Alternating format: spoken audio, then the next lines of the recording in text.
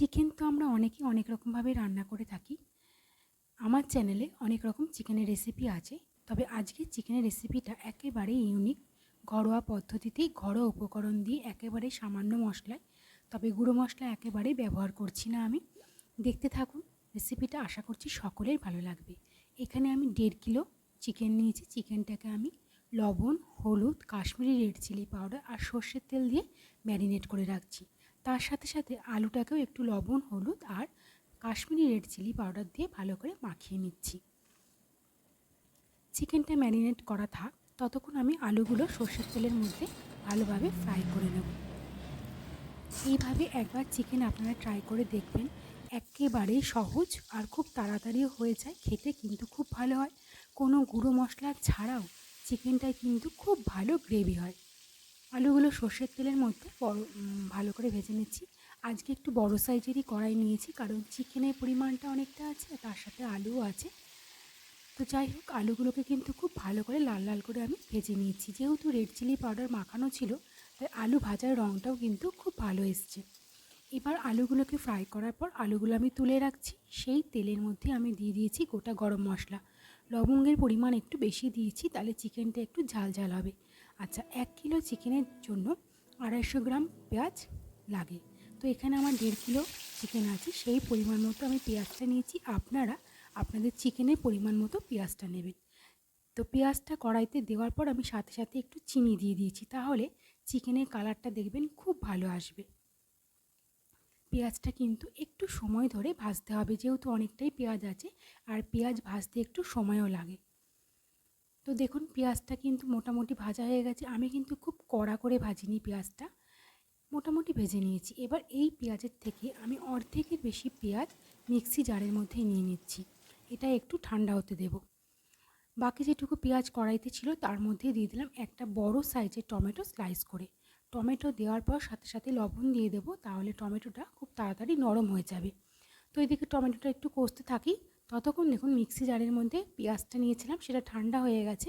এর মধ্যে দিয়ে দিচ্ছি কয়েকটা কাঁচা লঙ্কা, দিয়ে দেবো রসুন আর আদা। এখানে আদা আমি 3টে দিয়েছি, 3 টুকরো মতো, আর একটা বড় সাইজের রসুন, সেগুলোকে ছাড়িয়ে কোয়াগুলো দিয়ে দিয়েছি। এর মধ্যে আমি 2টো স্লাইস টমেটোও দিয়ে দিচ্ছি। এবার এটাকে খুব ভালো করে পেস্ট করে নেব একটু জল দিয়ে। এর মধ্যে আমি কিন্তু কোনো গুঁড়ো মশলা দিইনি। এদিকে টমেটোটাও নরম হয়ে গেছে। এবার যে মশলাটা আমি করে রেখেছিলাম মিক্সি জারের মধ্যে, সেটা আমি দিয়ে দিচ্ছি।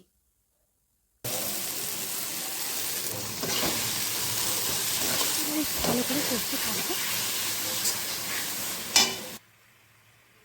যে চিকেনটা ম্যারিনেট করে রেখেছিলাম সেই চিকেনটাও আমি দিয়ে দিয়েছি। এবার চিকেনটা দেওয়ার পর কিন্তু এটা হাই ফ্লেমে কষতে হবে।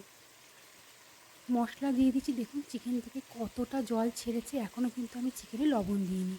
এবার দিয়ে দিচ্ছি হলুদ, দিয়ে দেবো কাশ্মীরি রেড চিলি পাউডার, আর দিয়ে দেবো পরিমাণ মতো লবণ। চিকেনে কিন্তু লবণ দিয়ে ম্যারিনেট করে রেখেছিলাম। বারবার বলছি, এই চিকেনটা কিন্তু হাই ফ্লেমে কষাতে হবে, তবে কিন্তু তার টেস্টটা একটু ভালো আসবে। তো লবণও দিয়ে দিয়েছি। এবার সব কিছু মিশিয়ে চিকেনটাকে আমি কষতে থাকবো।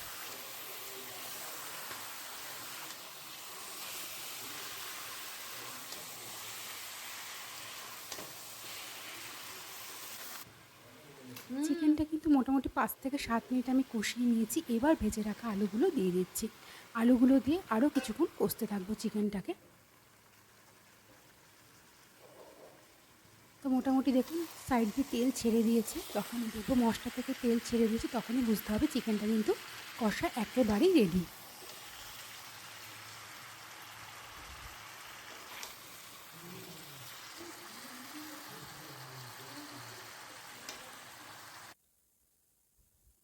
এবার আমি এর মধ্যে গরম জল দিয়ে দিচ্ছি।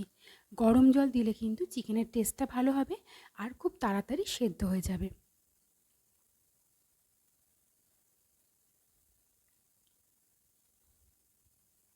এবার এর মধ্যে দিয়ে দেবো কাঁচা লঙ্কা 3-4টে মতো, তার সাথে দিয়ে দেবো গরম মশলা গুঁড়ো, দিয়ে একটু এবার চিকেন আলু সেদ্ধ হওয়ার জন্য ফুটতে দেবো। ঢাকা চাপা দিয়ে সেদ্ধ করতে দেবো, তবে হাই ফ্লেমে। চিকেন তো ম্যারিনেট করে রেখেছিলাম, তাই সেদ্ধ করতে খুব বেশিক্ষণ সময় লাগবে না। দেখুন আমার গ্রেভিটা দেখুন, চিকেনের গ্রেভিটা দেখুন কতটা হয়েছে। এর মধ্যে কোনো গুঁড়ো মশলা কিন্তু ব্যবহার করিনি, তাতেও কিন্তু চিকেনের গ্রেভিটা খুব ভালো এসছে। তো এইভাবে আপনারা একবার চিকেন ট্রাই করে দেখবেন, খেতে কিন্তু খুব ভালো হয়, খুব তাড়াতাড়ি হয়ে যায়, একেবারে কম উপকরণে। তো রেসিপিটা কেমন লাগলো আমাকে অবশ্যই কমেন্ট করে জানাবেন। যদি রেসিপিটা ভালো লাগে চ্যানেলটাকে প্লিজ সাবস্ক্রাইব করে রাখবেন, লাইক করবেন, শেয়ার করবেন।